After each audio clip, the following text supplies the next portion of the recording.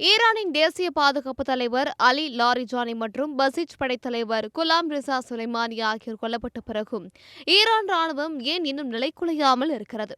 இதற்குபடியாக Iran வெளியுறவுத்துறை அமைச்சர் Abbas Araghchi ஒரு முக்கிய தகவலை வெளியிட்டுள்ளார். அல் ஜசீரா ஊடகத்திற்கு பேட்டியளித்த அவர், ஈரானின் ஆட்சி முறை தனிநபர்களை சார்ந்ததல்ல, அது வலுவான நிறுவனங்களை சார்ந்தது.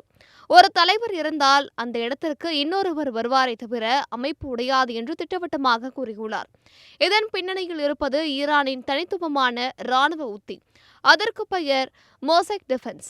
ஈரானிய போர்த்தந்திர நிபுணர் முகமது அலி ஜாஃபாரி உருவாக்கிய இந்த திட்டத்தின்படி இராணுவ அதிகாரம் ஒரே இடத்தில் குவிக்கப்படாமல் நாடு முழுவதும் பரவலாக்கப்பட்டுள்ளது. அதாவது ஈரானின் 31 மாகாணங்களிலும் உள்ள புரட்சிகர பாதுகாப்பு படை தனித்தனியாக செயல்படும் திறன் கொண்டது.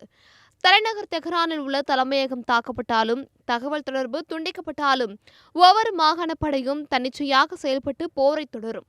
இதற்காகவே அவர்களுக்கு தனித்தனி ஆயுதங்கள், உளவுத்துறை மற்றும் கட்டளை மையங்கள் வழங்கப்பட்டுள்ளன.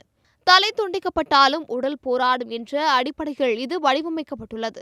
எங்கள் தலைநகர் மீது குண்டு வீசினாலும் எங்களால் தொடர்ந்து போரிட முடியும். போரை எப்போது எப்படி முடிப்பது என்பதை இந்த பரவலாக்கப்பட்ட அமைப்புதான் தீர்மானிக்கும் என்று அராக்சி சவால் விட்டுள்ளார். அமெரிக்கா மற்றும் இஸ்ரேலின் தாக்குதல்களை சமாளிக்க ஈரான் இந்த உத்தியையே நம்பியுள்ளது.